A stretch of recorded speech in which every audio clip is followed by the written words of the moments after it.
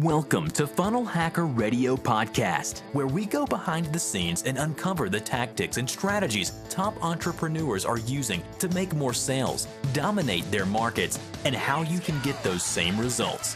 Here is your host, Dave Woodward. Hey everybody, welcome back to Funnel Hacker Radio. I'm your host, Dave Woodward, and today you guys are in for a massive treat, and I'm so excited to introduce you guys to Bryant Garvin. Bryant, welcome to the show. Hey, glad to be here. Excited to be a part of the community, man. So some of you guys might not know who Bryant is, but you see him absolutely everywhere if you're on any social media platform at all, because he is the ads guy behind Purple Mattress Company, and it's got his own podcast out right now called Stack the Odds. And he's been just crushing it with Purple. It's it's a crazy, everything you guys have done at Purple has just been amazing to see how you basically have taken this thing. I know you guys worked with Harmon Brothers as we did with, Clickfunnels stuff. I want to dive right in though and kind of talk about some of the amazing stuff that you guys are doing and let's try to really dive in as far as what does stack the ads really mean? Why is stacking ads so important? And what's that whole topic?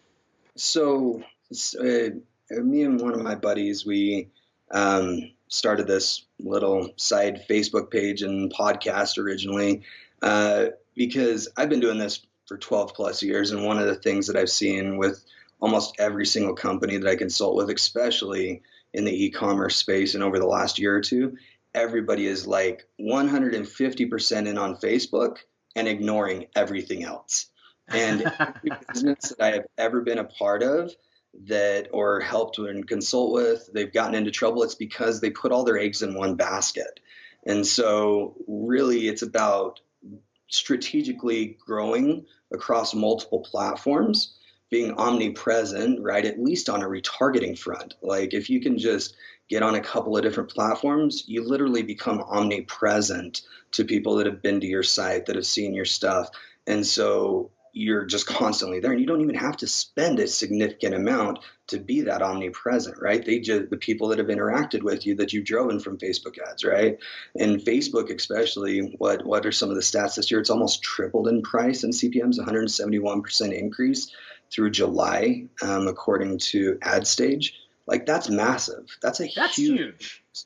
I think for you guys who don't understand what he just said, because CPM doesn't mean that's kind of our lingo. So help people understand when you're saying 171% CPM, what's that really mean, Brian? So basically the cost to reach 1,000 people increased 171% from just January through July this year. And anybody that's actually been watching their ads knows that it's even spiked even more through the end of the year. So I wouldn't be surprised if this year, when they pull all of the data together, that there's like a 300% increase in cost to reach the same 1,000 people that you were able to at the beginning of the year. Like that's massive. That is huge. And so again, for you guys who are listening, understand what we're really talking about is if it's going to cost you 3 times as much to get to the same 1,000 people, you're going to have a really solid funnel built out because your cost of acquisition by an ad standpoint just went up three times as much. So it's, again, super critical. That's really why I want to make sure Bryant was on here to talk to you guys about how do you scale ads and how do you drive more traffic while actually being able to really stay within a fixed budget. So how much is Purple spending on ads these days? I can't give actual numbers. So if it would be, I'm sure it's more than 1,000 a day. It is more than 1,000 a day. So how many zeros do we need to add behind that 1,000 to get kind of close? A few. So, yeah, a day. And we do manage our budgets on a daily basis, and it just scales from there, right, to weekly, monthly, annually, all of that type of stuff. One of the things. Safe to say you're spending over 100,000 a day? Some days, yeah. So basically somewhere between 50,000 and 100,000 a day. Yeah, that's a very conservative estimate. So you're getting a lot of ad exposure for. I'm just trying to help establish the fact that you know what you're talking about here. So yeah, if you're running $50,000 a day in Facebook ads, I think you got a pretty good idea as far as what's going on. Yeah. So Facebook, YouTube, all of the different platforms, right? That's actually one of the things that's allowed Purple to scale, and we've scaled profitably because up until this merger IPO stuff going through, right, it was all 100% self-funded. And that money hasn't even come through yet. So the continuation of the business, every machine that we have to build, all of the products that we have to buy, because this is physical products. It's not as easy as spinning up another server, right? Like a virtual server. Not that that's easy, but it's a lot easier to scale a SaaS platform by just spinning up servers and duplicating them than having to actually physically produce, manufacture, package, and ship product, right? So to scale e-commerce is significantly different than scaling a lead gen or a SaaS type of platform, because there is something tangible that has to be produced and shipped. When you're talking physical product goods, obviously SaaS is technically kind of e-commerce because they're buying it online, right? And the books or all of these other things are e-commerce things as well. And not all of them are physical and tangible, but with Purple, it has been. And one of the reasons why we've been able to grow, like when people think about scaling online, right, they think about Facebook and doing that because that's where everybody's attention is at. That's all you hear about on podcasts these days. That's all you hear about, you know, in the media and in all of the Facebook groups is like, oh my gosh, and blah, blah, blah, right?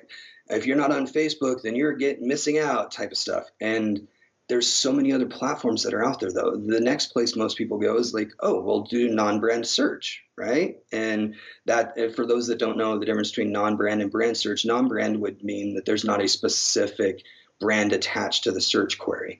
So it'd be like memory foam mattress or buy a mattress online instead of Purple mattress, right? And so most people, that's the next place that they go is into non-brand because the intent is really high. They're looking for a product that you hopefully have to offer, right? But everybody's playing in that field as well. And so CPCs on the mattress side can be $30, $40, $50, $80 a click. I can get a lot of video views out of YouTube and Facebook and other stuff like that for that same amount of cost.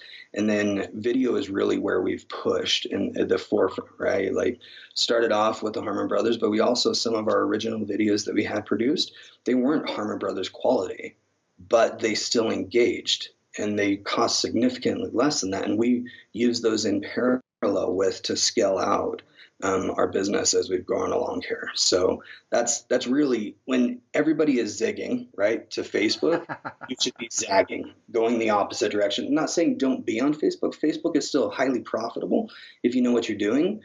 But if everybody is doing it, it's an auction. It's going to increase the costs. Absolutely. And the more targeted you get, the more expensive it's going to get. Whereas you can go reach out into other platforms like YouTube as an example.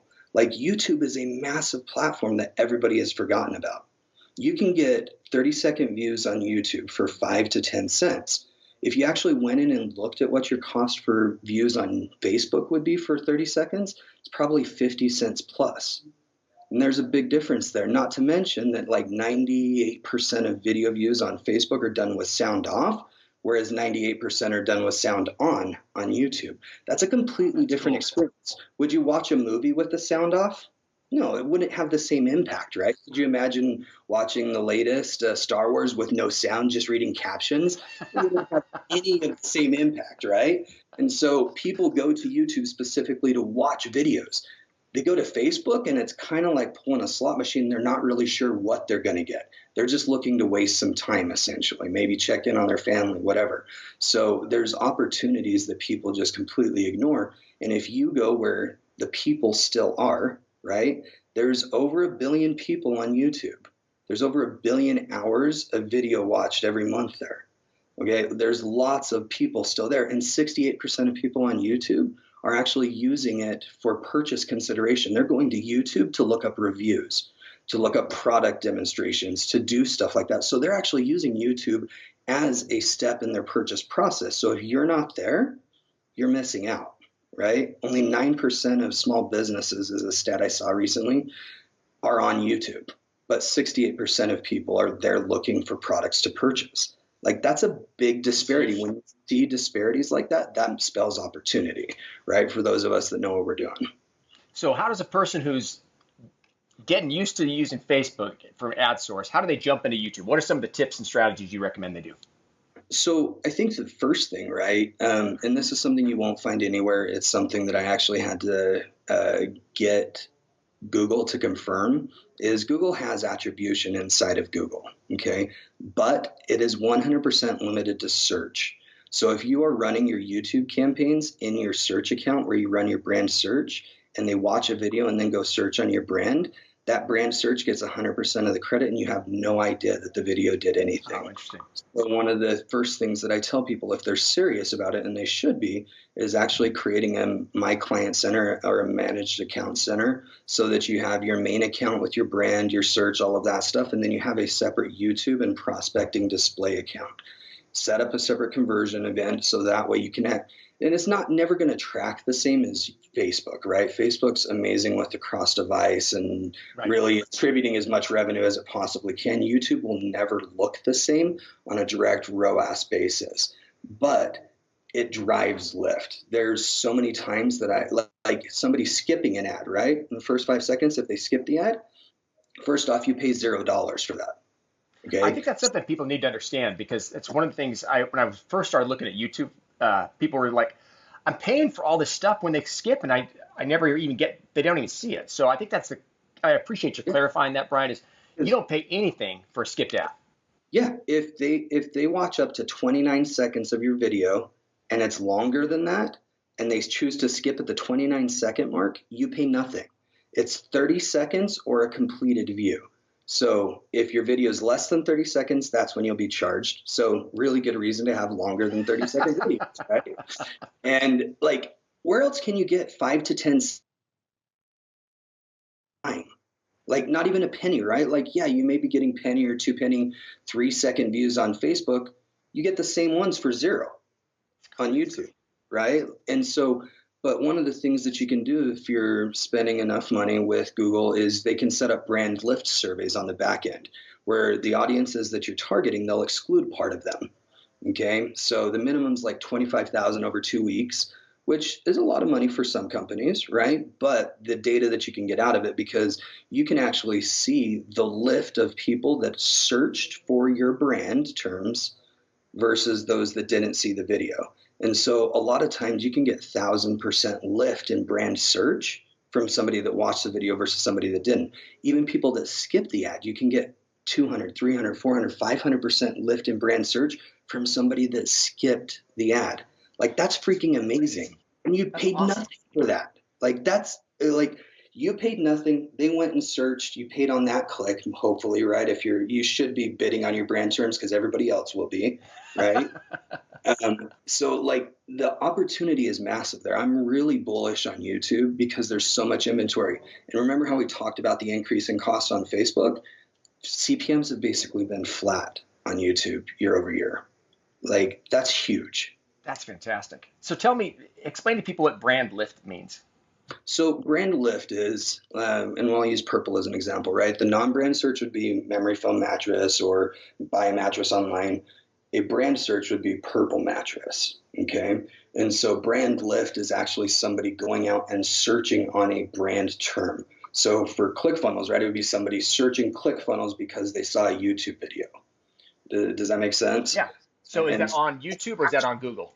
It's YouTube and Google. So, and one of the things that's important there is you should build out brand search campaigns on YouTube as well, because I've seen instances where we're actually getting 35% more brand searches on YouTube than we are on Google.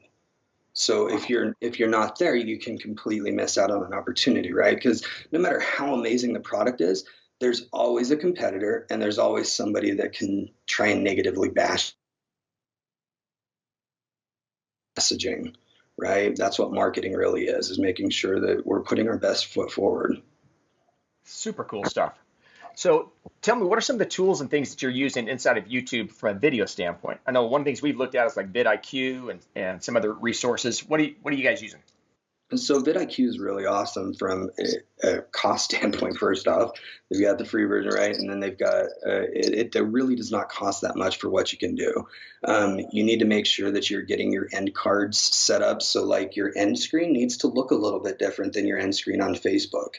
That's another stat that's really important. Most people watch in vertical on Facebook, but 85% of people are watching horizontal on YouTube because they are going there to watch a video, right? So like, whereas on Facebook, you want square vertical videos, on YouTube, you want the 16:9 aspect ratio, that widescreen, because that's what people are looking for. But those end screens, when they watch your video and then you have like other videos they could go watch and a call to action, that needs to be a little bit different than on Facebook, because you can actually have them click on mobile, right, to your site. You can have them watch another video, which you don't necessarily get with Facebook, right? So if somebody watches all the way to the end, make sure you have them subscribe. Make sure you do all of those different things, because next time you push out a video organically, they'll get a notification that it came out. It's kind of like going live on Facebook, right? Like, there's that opportunity there, that trying to get those subscribers there. And you're never going to have as many generally on YouTube as you do on Facebook, right? Like YouTube, we have close to 100,000 subscribers for your Purple,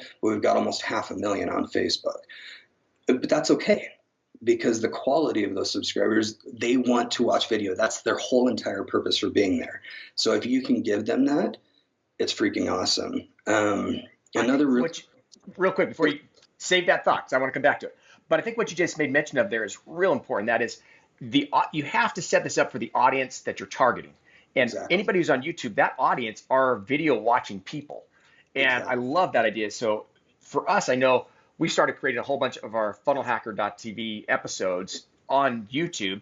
And again, it's been, I think we did cross through number 80 right now. And a lot of these are just for entertainment value. But man, we are seeding Clickfunnels all the way through this in different types of things. We just did one. Todd Dickerson was out looking for his affiliate dream car and just got a Mercedes, but went through and did, it's a 10-minute segment on basically looking at cars. That's all awesome. Pushing towards our What's Your Dream Car affiliate program. Yep. And I think it's really cool, though, as you made mention there, that it's a different audience and it's not as large as Facebook, but the quality, and those they're already pre-qualified to watch video, and they've trained themselves. They know the actions they need to take. So I love that idea. And it is a very large audience. So 85% of 18 to 49-year-olds are watching YouTube every single month. So that's still most of the audience that people are trying to go after, right? That 18 to 49 is pretty much one of the biggest buying demographics, especially online. And so if you are not on YouTube, you are missing out on potentially 85% of the audience that, yes, you may be able to get on Facebook, but it's going to cost you significantly more to reach those same people. And that's really what it's about, is hedging your bets, right? One of Porter's 5 forces is supplier, right? The supplier side of stuff. Well, in advertising, that's the different channels that you're using. And if you are stuck in one channel and that's all you're using to drive your revenue, something will happen eventually and you will go out of business or close to it. And so you've got to diversify. We talk about diversifying products. We talk about diversifying, your back end, your front end, all of these different pieces, right? But yet people ignore diversifying their traffic sources. They either go all in on organic or all in on Facebook, or you know what I mean? And then when an algorithm change comes and all of Facebook is limiting reach, or SEO, you just get hammered because they shut down, personal blog networks, right? They're like, oh my gosh, my business. And you're like, well, that's your own fault, because you chose to not diversify. I mean, would we honestly be sad if Walmart went out of business because they decided not to diversify? No, that's their fault, right? And any business can do it. Look at some of the major businesses that have gone out of business over the last little while. Sears, Kmart, like all Mervyn's, like think of just retailers, right? Yeah. Like that's just a few of them. Circuit City, like CompUSA. Think about all of these retailers that some of them had existed for hundreds plus years. Others were fairly new, but none of them diversified the way they needed to be able to sustain their business. And if it happened to them, it can happen to anybody, really. Yeah. Oh my gosh, I did a Facebook Live earlier today just on the whole idea as far as number one is the number one is worst number in business. If you only have one product, you only have one source of traffic, you only have one JV partner. I mean, if your whole business is tied to that one person, you are at their mercy. And again, if Mark decides to change how things work on Facebook, your whole business is gone. Exactly. So that's why I started all of the stuff that I'm doing, is because I see it time and time again. And I'm honestly tired of good people that are getting the wrong message from most of the quote unquote gurus out there, right? Like they're all like, hey, Facebook. And you're like, but yeah, Facebook, but right? It's not a no, ignore Facebook, because there's still so much opportunity there. Sure. You are going to get so many more shares, comments, likes, things like that on a Facebook video than you will on a YouTube video. Use the platforms for what they were intended for. Use Facebook to try and grow that social reach. Find audiences that all they do is share. Even if they don't buy, somebody that they share with probably will, right? So you've got to look at this type of stuff. Use the back end, they're rolling out some Facebook analytics stuff where you can actually track people that have liked a comment to purchase or shared a video to purchase. And so there's some of this analytics stuff that's coming down the pipeline that you'll be able to use outside of Google Analytics to try and assign some value to some of those other things. That's awesome. So what else besides Facebook and YouTube you guys playing with? So we play across a really wide gamut. I think we manage 15 or 16 channels right now. Yeah. So, and we've got a team of 6 right now doing that. So the key to us growing has been to make partners out of our vendors. We don't call them vendors, we call them partners. So they understand that they'll succeed if we succeed. We have ROAS numbers that we have to hit. If we can't hit those numbers, then we're not going to spend as much with them. We rely on them to do a lot of the heavy lifting. So if you're spending enough with some of these platforms, they can help build out some of these things. Facebook, not so much, but with Google, I can have them build out my ad account, like my campaigns if I want to. I tell them what I'm looking for. They do the quick and dirty grunt work, right? I go in and double check, and then we're able to turn them live. So relying on some of those partners like that. So obviously we're on Google and Bing and Yahoo Gemini, which is now Oath, I guess, with AOL. But also a lot of smaller platforms, right? Like we've tested out U.S. Postal Service moving address stuff. So like when a change of address, we've tested platforms like Hivewire and Amazon Media Group. If people don't know Amazon Media Group, they should. Amazon is probably the 3rd biggest player coming up that people are ignoring. Amazon has an advertising arm that they are building out internally. Now, the minimums there are a little bit higher, and it's not the click to see, when somebody does a product search, the ads that you can click and serve internally on Amazon. This is taking Amazon's targeting data, people that have searched for a mattress, viewed mattresses, done stuff like that, but have not purchased on Amazon. We can send them display ads or ads on their Kindle. And so they can see that and drive them to our site or to our product detail page on Amazon. And so, yes, the minimum thresholds there are around $30,000 a month you need to be spending. That's $1,000 a day. Most businesses, if you're doing what you should be, are probably spending that other places. So I would recommend definitely testing that as an opportunity, especially if you're in an e-commerce space. Very cool. I'm not familiar. I wasn't familiar with the Amazon Media stuff at all. So where do the ads show up then? So across the network. So Amazon, first off, owns like IMDb and a bunch of other platforms that people don't realize that they own. So you can serve the ads on those placements, but they're also programmatically buying across the web through DSPs, but using their targeting data. And that's really where the power comes in, right? Because targeting, it's the audience that you're hitting, right? And if you know people are in market looking at something and you can hit them somewhere else, that's the gold, right? I love that. Dude, that is super, super cool idea. I think that that whole idea as far as the Amazon media side is something we're gonna look into on our side for sure. That's absolutely. And obviously it works more for a physical products because that's usually what people are buying on Amazon. Yeah. But I'm assuming it could be books, it could be ebooks, different stuff like that, right? Because if you have people that are buying Kindle books, you could target them to get your ebook potentially, or software, right? Yeah, it may need to be a package, but if people are looking for software and you can do a SaaS subscription, it may be worth looking at, right? It just depends on what's there. But if you don't look, you'll never know, right? And so we are constantly looking at different platforms. I just got off a call this morning with media.net, which is Perform Media, and they're one of the biggest third-party companies. They actually powered for the longest being Yahoo contextual side of the business. And so they've kind of broken out. A lot of former Yahoo people have gone over there to perform media, where you can, on Forbes as an example, right? There's the little related topics suggestion that comes at the bottom there. When you click on that, it returns a search results page. Those top results used to be fielded by Google or Bing. Now they're fielded by them as ads, and then there's organic content below that. So there's some pretty cool, like there's new opportunities, and we're always exploring something that offers a unique place or either a unique ad unit delivery, right? Or a unique audience that we might not be able to reach somewhere else. And so we're always looking for unique plays where everybody else isn't playing, where we can still reach the people that we want, but not have to compete with everybody else. Love that idea. Are you guys doing much on Instagram or Pinterest or anything?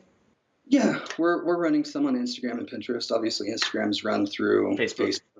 But we're testing some story stuff there. We do run, obviously, all of our retargeting and stuff across all. Like, that's the big thing, right? Whenever we've gone and we've started with new platforms, like when we started with Yahoo Gemini, right? Like, the first thing we did was we set up all of our brand search, because we can get it cheaper through Yahoo Gemini than I can Bing. And second, because they're not having to cut off part of the margin, right? So we base that 30% savings, you can get it through Yahoo Gemini. So that, but also setting up retargeting for native, for display ads, for, you know, some of those other platforms. Every platform we go into, at a minimum, you should be setting up retargeting, because you see where your audience is. It doesn't matter where they are. If they are your audience, you want to be there, right? Oh man, it's brand safe. Cool. Right? That is my one caveat there. As long as it's brand safe for your brand. Yeah. So, dude, I just love. Oh gosh, seriously, Bryant, thank you so much. As we get close to wrapping things up, here, anything else you want to add, or? No. I just one of the things that I've said, and some people have said that it's a little derogatory, and that's not what I'm trying to do. But I really want people to stop being one-trick ad ponies. I love it. No, it's the truth. I totally agree. If you want a long-term viable business, first off, you need to be building a brand. It's something that's distinguishable. And secondly, you need to by diversifying everything so that you can be around long-term, whether that's to sell to somebody else eventually. Because if you diversify, I think it was on your podcast not that long ago where it was talking about Amazon versus having a separate e-commerce store. Yeah. And like the multiples you could sell if you were just on Amazon versus Amazon and your own platform, right? So it's the same thing with everything else. The more diversified you are, the more stable your business is. You've built a foundation that's wider instead of just taller. So if that makes sense.